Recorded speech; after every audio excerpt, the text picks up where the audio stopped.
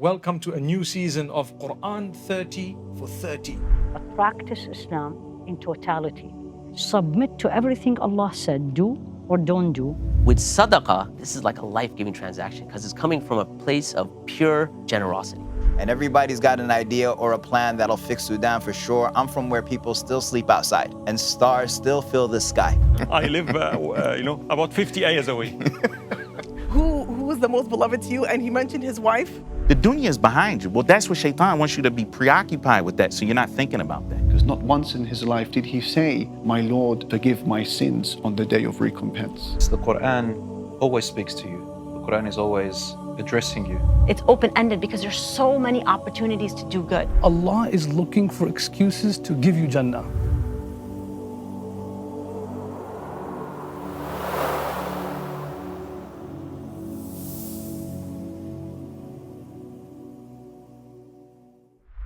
Join us.